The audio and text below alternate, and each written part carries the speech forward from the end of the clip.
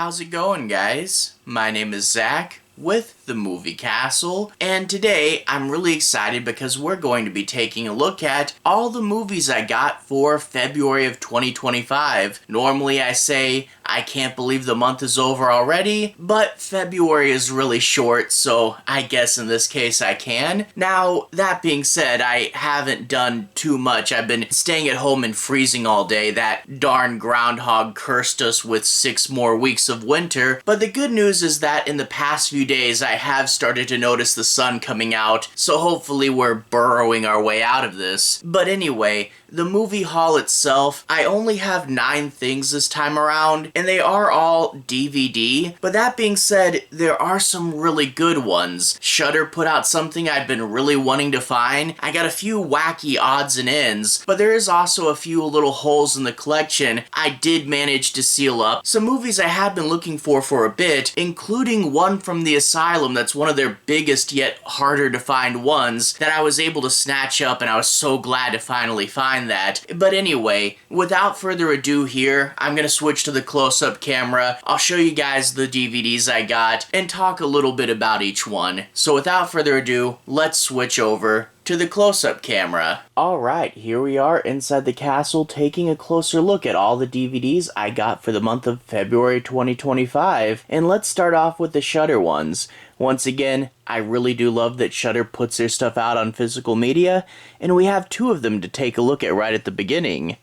The first is VHS Beyond with this super cool foil cover. I really do love that. And plus this picture of this guy getting sucked into the giant cosmic skull. That's really cool and a really fun reinvention of the VHS skull theme. But this one I hear is about sci-fi and space, so can't wait to see how that pans out. Flip it to the back and we get to see some pictures and a list of the directors, but also a good amount of behind-the-scenes special features on that one, which I definitely approve of. We really need to bring back more special features on physical media. Let's slide this out.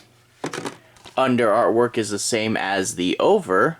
And crack it open, we get an ad for Shudder on AMC Plus, and of course the disc has the same artwork as the front.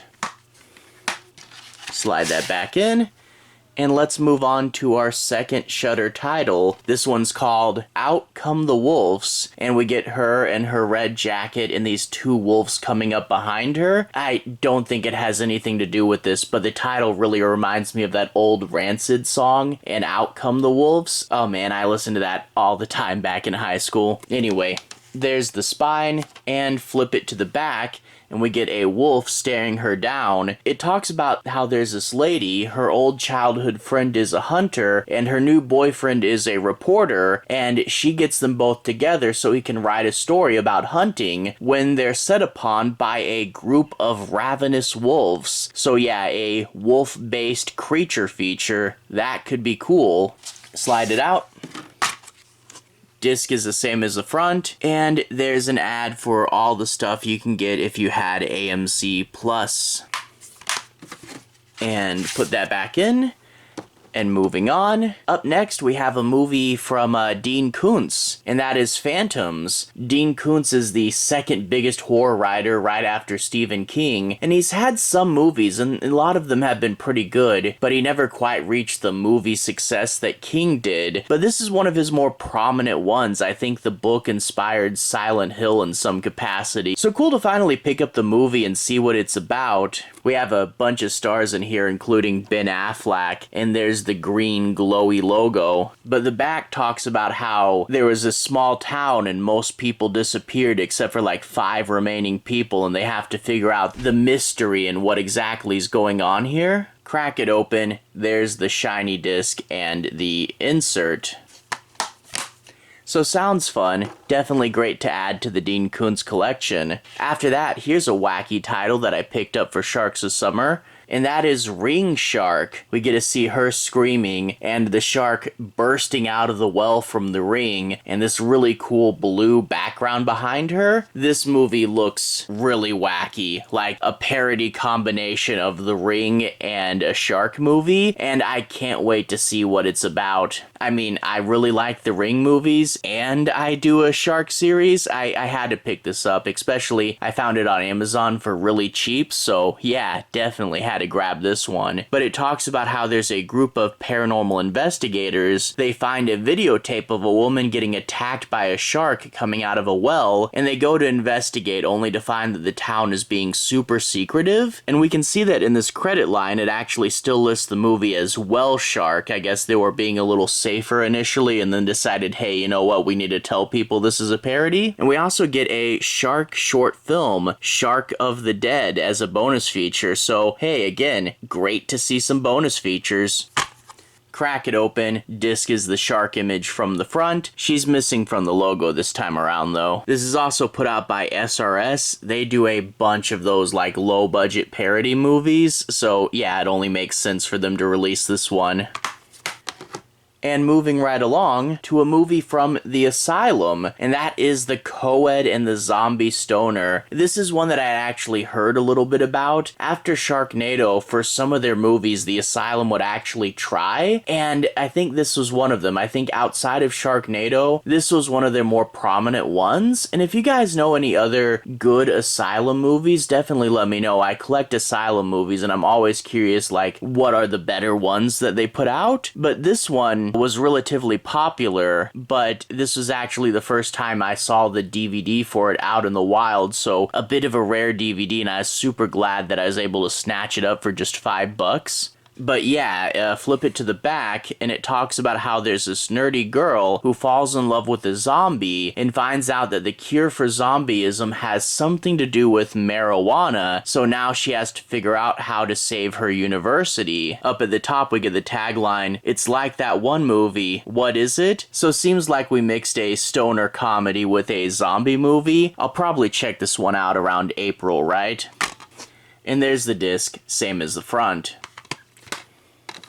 Moving right along to another line that I collect, this is the Macabre line by Accelerator. Recently on my channel I talked about Banshee Chapter and Saturday Morning Mystery, both of which they put out, and this one I believe is a found footage movie about Bigfoot, and that's Bigfoot The Lost Coast Tapes. And yeah, you get this classic cover image of this guy impaled on a tree with Bigfoot's eyes behind him. That's really cool. There is actually a whole bunch of Bigfoot found footage movies, things like Willow Creek or Exist, and definitely if you guys know any Bigfoot found footage movies other than that, or if you guys know any really good Bigfoot movies just in general, I think I might do a Bigfoot marathon in the not too distant future, so definitely give me ideas. But flip it to the back and it talks about how there's this guy that claims to have a Sasquatch corpse, and this crew goes out there to kind of debunk it. However, of course, they're going to run into real monsters, right? And I do like how it talks about on the bottom that they actually shot in a forest that was reported to have a bunch of real life Sasquatch attacks. So that sounds really fun as well. Always cool to shoot in the real location, right? Crack it open. Disc is the same as the front, but we get to see that this is an old Blockbuster case that it was in. These things are super sturdy. They are really fun and nostalgic as well. Anyway, moving along, I got this movie, Joker's Poltergeist. Now, why I picked this one up is because in some parts of Europe, a group of random low-budget American movies, they decided to rebrand and market as a series. So in some places, this was actually released as American Poltergeist 4, and I have all the other American Poltergeist movies, so I had to get this one and complete the collection. But that being said, when I looked more at what this was about, I'm not too sure about it. Basically, flip it to the back and it talks about how there's this theater owner and there was recently a killing spree in her theater and now she's trying to reopen and move on, but it seems that the ghost of the killer is still there. And the thing is, this is clearly inspired by that attack in Colorado during the Dark Knight Rises screening. There was that guy who thought he was the Joker or something. And like, I'm not the world's most sensitive guy or anything, but it really does seem like this is probably too soon to be making a movie like this. And yeah, I just feel this might be in bad taste. I don't know. I'll have to watch the movie and see for myself. But yeah, I don't know about this one. But anyway, crack it open. Disc is the same as the front, and we get the guy and the fire coming off of him. But anyway, after that we have a movie that, I don't know what I should say. YouTube's really prudish. Let's call this movie Flippin' Bad Boys. But it's put out by Wild Eye Raw and Extreme. And yeah, Wild Eye puts out a lot of stuff, a lot of cheaper stuff. But I do like how they actually have a separate line for their extreme and over-the-top stuff. I can really appreciate a company putting that out. And we get her, kind of like that Black Christmas look there, and the unrated cut. Flip it to the back and it talks about how there's this couple, they got in a car wreck, but luckily for them they found a mysterious place that seems to offer them shelter, but we as horror fans know there's no way that's gonna work out, right? There's the original title, I wonder what that translates to, but it also points out this is from the makers of the Spanish Chainsaw Massacre. I mean, that's a cool title. I'll have to see if I can find that one. That sounds really fun. Crack it open. Disc is the same as the front, but they use that clear case to give us a picture. Looks like they're forcing her to eat something. And yeah, sadly, this one did come cracked. I really need to order a new pack of clear cases.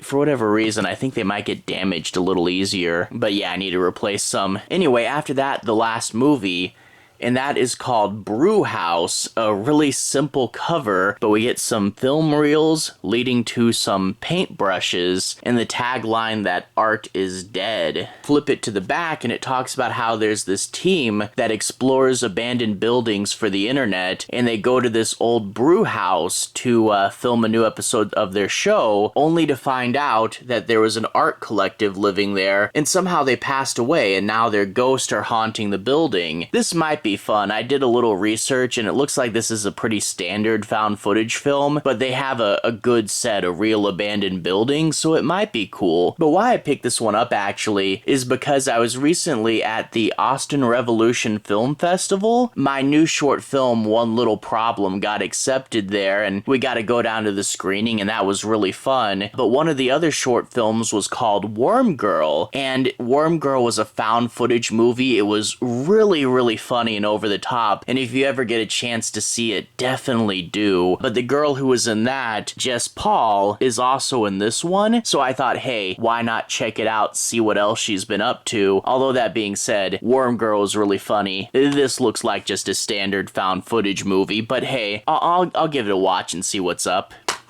And there's the disc, same as the front.